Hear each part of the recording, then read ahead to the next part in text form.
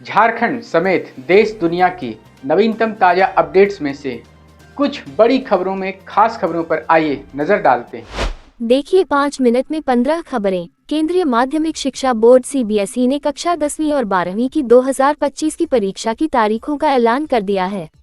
अब छात्र अपनी परीक्षा डेटशीट को सीबीएसई की आधिकारिक वेबसाइट cbs.gov.in पर देख सकते हैं। इसके अलावा छात्र डेटशीट डाउनलोड करने के लिए सीधे लिंक का भी उपयोग कर सकते हैं। विधानसभा चुनाव बुधवार को संपन्न हो गया। गुरुवार को हेमंत सोरेन पूरी तरह से रिलैक्स दिखे। उन्होंने सोशल मीडिया पोस्ट में कुछ तस्वीरें शेयर की हैं। साथ ही लिखा है, चुनाव प्रचार समाप्ति पर फुर्सत की कुछ क्षण। सीएम ने जो तस्वीरें शेयर की हैं, उन तस्वीरों में हेमंत सोरेन के सिर पर कल्पना सोरेन तेल मालिश करती नजर आ रही हैं। झारखंड के गौरव पद्मश्री मुकुंद नायक हुए स्वस्थ। अगले 3 सप्ताह तक डॉक्टर ने उन्हें अपनी देखरेख में रखा है। उसके बाद रांची आएंगे। गुरुवार को नई दिल्ली में इलाजरत पद्मश्री से रक्षा राज्य मंत्री व रांची के सांसद संजय सेठ ने मुलाकात कर कुशलक्षेम पूछा। इस दौरान पद्मश्री मुकुंद नायक ने बेहतर इलाज के लिए पीएम नरेंद्र मोदी के प्रति कृतज्ञता प्रकट की। उन्होंने कहा कि यह पीएम की कलाकारों के प्रति संवेदनशीलता है कि मेरे अस्वस्थ होने की खबर पाकर उन्होंने संज्ञान लिया। हजारीबाग में हुए भीषण सड़क हादसे पर राज्यपाल और मुख्यमंत्री ने जताया शोक। झारखंड के राज्यपाल संतोष गंगवार और मुख्यमंत्री हेमंत सोरेन ने हजारीबाग में हुई सड़क दुर्घटना पर शोक जताया है। राज्यपाल ने एक्स पर गुरुवार को ट्वीट कर कहा है कि हजारीबाग के बट्ठा में हुए सड़क हादसे की घटना अत्यंत दुखद और हृदयविदारक है। बोरहर थाना क्षेत्र में एक बस सुबह गड्ढे में गिर गई। इसमें कई लोगों की मौत होने की सूचना मिली है। झारखंड के राज्यपाल ने उत्तर प्रदेश की राज्यपाल आनंदीबेन को जन्मदिन की बधाई दी। एक्स पर ट्वीट कर राज्यपाल आनंदीबेन पटेल के लिए ईश्वर से उनके उत्तम स्वास्थ्य और दीर्घायु की कामना की है।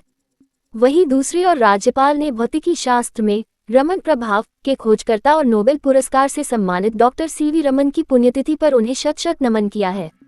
मुरहू थाना क्षेत्र के सिंघा दुलुवा में बुधवार देर रात 4 बेटियों के एक पिता ने एक पेड़ पर फंदे से लगकर खुदकुशी कर ली।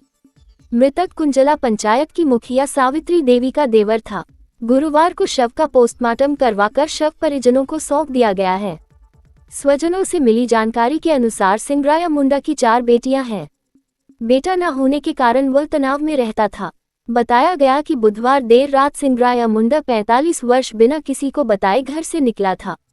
रात में उसे घर में नहीं पाकर परिजनों ने आसपास उसकी खोजबीन की, लेकिन कहीं उसका पता नहीं लगा। गुरुवार की सुबह ग्रामीणों ने पेड़ पर फंदे से लटकता उसका शव देखा, जिसके बाद ग्रामीणों एवं पुलिस को घटना की जानकारी दी। रांची पुलिस ने 160 लाइसेंसी हथियारों के लाइसेंस रद्द करने की सिफारिश की है।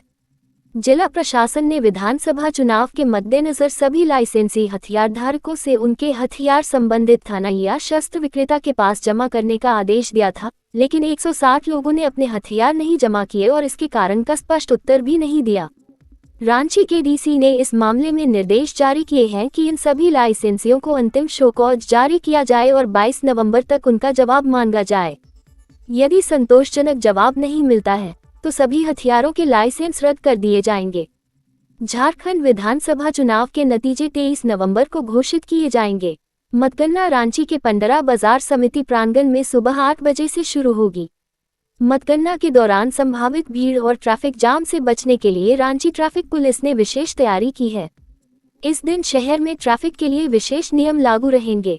पंडरा बाजार के आसपास सुबह 8 बजे से रात 8 बजे तक भारी वाहनों का प्रवेश पूरी तरह प्रतिबंधित रहेगा। तिलता मोड़ और पिस्का मोड़ से आने वाले भारी वाहनों को वैकल्पिक रूट पर डाइवर्ट किया जाएगा। भाजपा के प्रदेश प्रवक्ता प्रतुल शाहदेव ने झारखंड मुक्ति मोर्चा के प्रेस वार्ता पर पलटवार करते हुए कहा कि 23 नवंबर की शाम जब तक परिणाम नहीं आते तब तक झारखंड मुक्ति मोर्चा ख्वाबों की दुनिया में रह सकती है।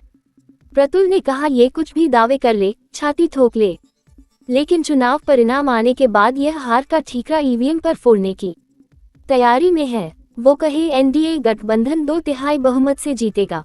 जामताड़ा जिले के करमाटाड़ थाना क्षेत्र के कटबरारी गांव में एक दिल दहला देने वाली घटना घटी है, जहां 2 मासूम बच्चों की तालाब में डूबने से मौत हो गई। गुरुवार दोपहर को हीरालाल मंडल की बहू अपने 2 बच्चों, 3 साल की बच्ची और 5 साल के लड़के को लेकर गांव के प्रसिद्ध बूढ़ा तालाब में नहाने के लिए गई थी।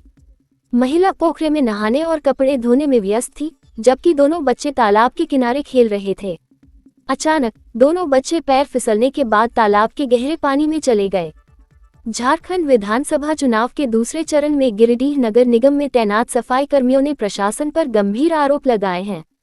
उनका कहना है कि उन्हें मतदान का अधिकार नहीं दिया गया। इस मुद्दे को लेकर गुरुवार की सुबह सफाई कर्मियों ने नगर निगम के सामने प्रदर्शन किया और कार्य बहिष्कार की घोषणा कर दी। सफाई कर्मियों ने आरोप लगाया कि जब वे 20 नवंबर को मतदान करने पहुंचे तो उन्हें बताया गया कि उनका वोट पहले ही डाला जा चुका है। झारखंड में विधानसभा चुनाव समाप्त होने के बाद मुख्यमंत्री हेमंत सोरेन ने पार्टी के सभी प्रत्याशियों और कर्मठ कार्यकर्ताओं के साथ वीडियो कॉन्फ्रेंसिंग के माध्यम से एक बैठक की। इस बैठक में मुख्यमंत्री ने सभी कार्यकर्ताओं की मेहनत की सराहना की और उन्हें आभार व्यक्त किया। उन्होंने कहा, आप सभी का आभार और जोहार। अब बस 23 तारीख तक हमें कमर कसकर यही जोश और जज्बा बरकरार रखना है, भाजपा की हर साजिश को नाकाम करना है।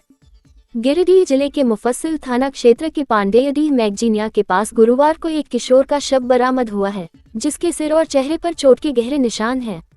ऐसा प्रतीत हो रहा है कि किशोर की हत्या पत्थर से कूच कर की गई है।